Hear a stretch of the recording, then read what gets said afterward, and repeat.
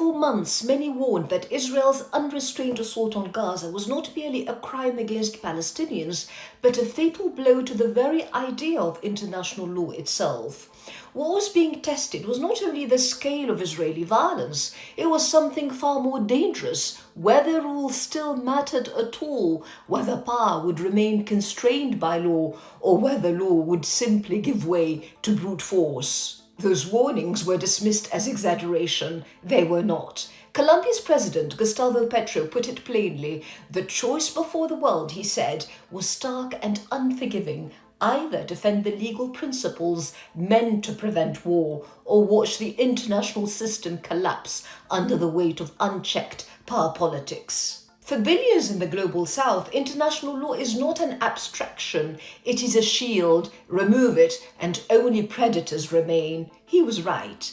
Gaza was the opening act, not an aberration, not a lapse, but the moment a long gestating doctrine finally shed all restraint. Over more than 2 years, international law was not merely violated, it was rendered meaningless, trampled alongside the bodies of children, doctors, journalists, and patients, bombed in their homes, bombed in their hospitals and their schools, entire neighborhoods erased, families buried under rubble, healthcare systematically dismantled. And none of this happened in secret. It happened in full view of the world. The world persuaded itself that the collapse of law could be contained, that Gaza could be treated as an exception, that the devaluation of human life would have no consequences. It could not.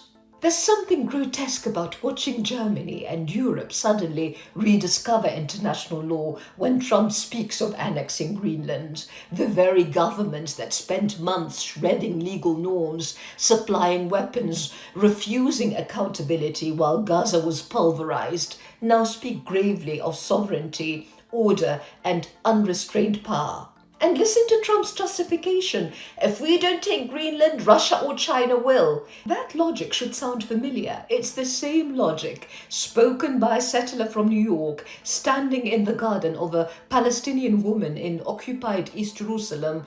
When Muna el-Kurd confronted him, "You are stealing my house," his reply was chilling in its crude simplicity: "If I don't steal it, somebody else will." Theft justified as inevitability. The settler colonial mentality laid bare, whether it's a family home in Sheikh Jarrah or an island in the Arctic. Having armed a genocide, having watched hospitals bombed and children buried without consequence, Europe now clutches its pearls at the prospect of borders being ignored so long as those borders are European. Gaza marked the moment American-backed power stopped even pretending to obey international norms and began operating openly as domination imposed by force. The US has intervened violently across Latin America and the global south for over a century. Coups, invasions, sanctions, proxy wars, assassinations. What distinguishes the Trump era is not how often it intervenes, but how openly, how brazenly. Where earlier administrations wrapped destruction in the language of democracy or humanitarianism, Trump dispenses with the mask entirely. Control is not justified, it is asserted. This is the revived distorted Monroe or Don Roe doctrine, a license to intervene violently, to seize resources, to exclude rivals by force. Venezuela is not the destination of this doctrine, it is the demonstration. Trump has made clear it doesn't end there. Cuba, Mexico, already signaled as next. Nowhere is this clearer than in the plan imposed on Caracas. The US will control Venezuelan oil sales indefinitely, control the revenue, dictate the terms of survival. Venezuela will not even be free to trade as it chooses.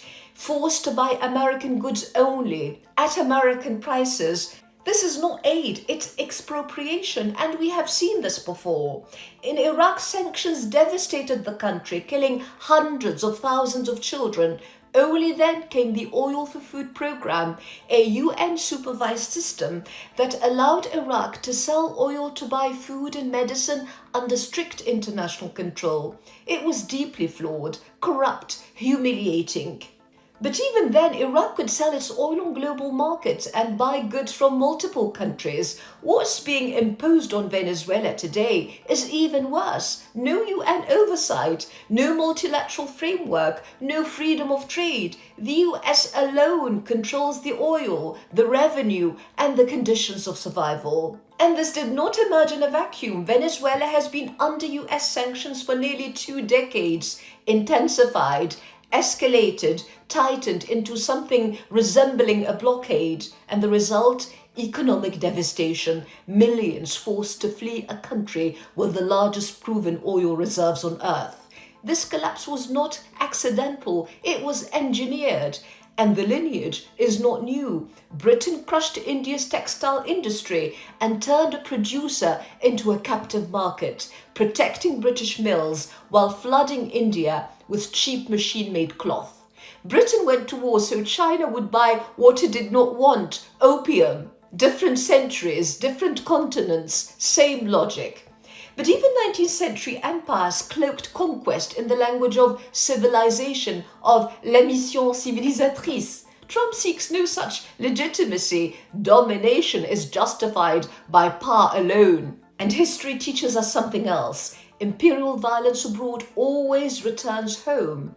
The killing of Renee Nicole Good by ICE, followed by the denial of medical aid, shatters the illusion that this system targets only distant populations. The parallels with Israeli practices in Gaza and the West Bank are unmistakable. Extrajudicial force, total impunity, terror as a tool of obedience.